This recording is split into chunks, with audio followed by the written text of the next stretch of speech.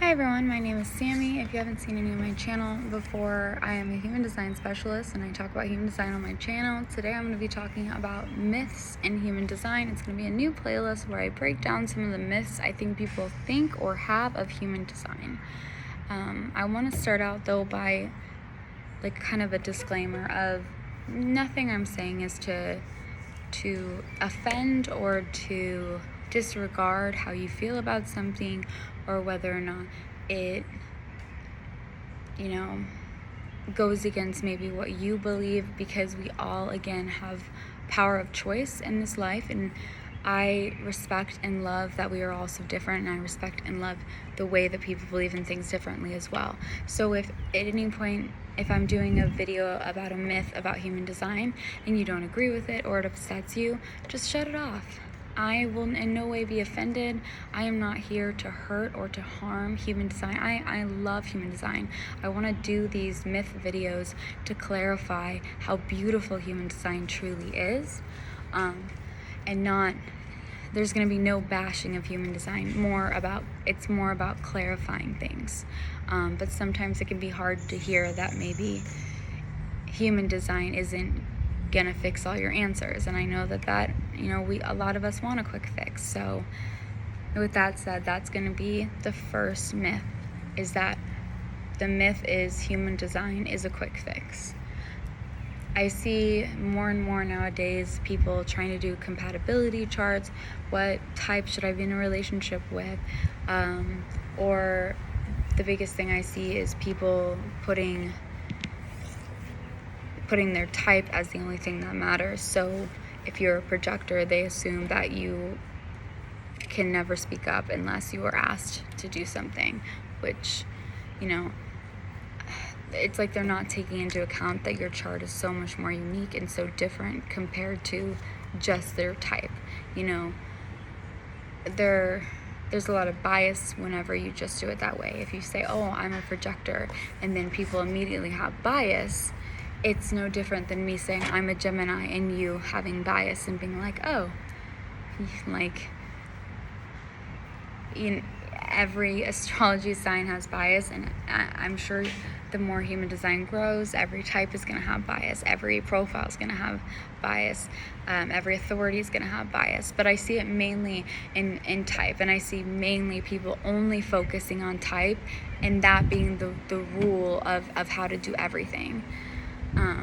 What I want to clarify is, if you do look at your chart and if you don't want a human design reading and you just want to know a little bit about it or something like that, or I would at least understand your type, so your and the strategy that goes with that, and then your authority. So like, for example, I am an emotional projector, meaning that feelings, emotional waves, I need time to have clarity on things. There's no truth in the now. That is a huge part of what makes me different than, say, a splenic projector, okay? So that in itself just goes to show you that aspect of your chart just completely changes how you're going to be in the world compared to someone who has a different authority but is a projector.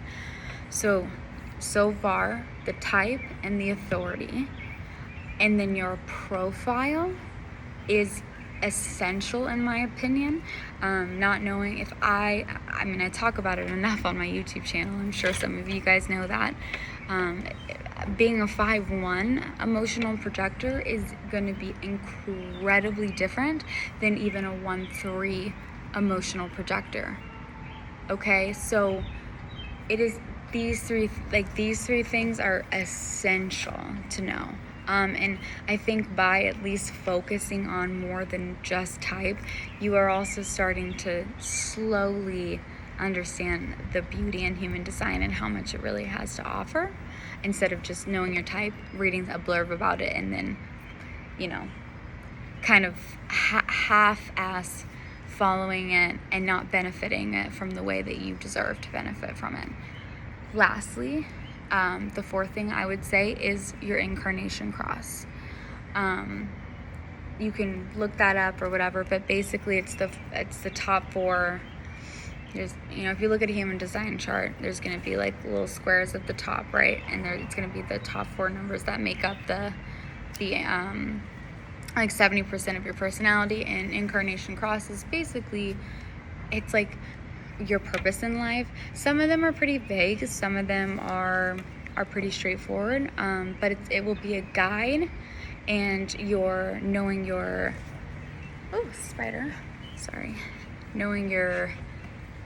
type, your authority, your profile prior to looking at your incarnation cross.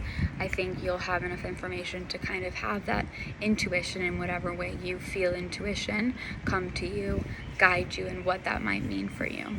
So it's not a quick fix. It's not here to tell us how to get your perfect soulmate. What it is here to do is to show you how unique you are and how to utilize and tap into energy that you might not even realize you have. If I can tell you anything, it's that you learn how to protect yourself and your openness in your chart. You learn how to not be so conditioned by other people's energy, meaning you're able to stay more true to you. And if you're able to stay more true to you, you're able to start to see a lot more happiness, a lot more growth in what you truly want in life, and a lot more clarity. Another thing that I would mention is it is not about the other. It is about learning how you operate in this world. Ultimately, when we are able to understand ourselves and love ourselves unconditionally, then we are able to find and be given the right opportunities, and we can face our challenges, face our fears, and create a life of abundance that's correct for us. So, and with that comes what you would want to call a soulmate, or comes the right friendships. So there's no quick fix of finding the right person. There's no quick fix in fixing ourselves perfectly. I mean, if there's a quick fix to get over all of our trauma or things we're struggling with, I think we all would have done that. So there's a lot more beauty in seeing things over time and seeing the growth over time. So again, your type, your authority, your profile, and your incarnation cross. At least those 4 things. All right. And always remember, you are more than your chart. Okay. Love you guys. Bye.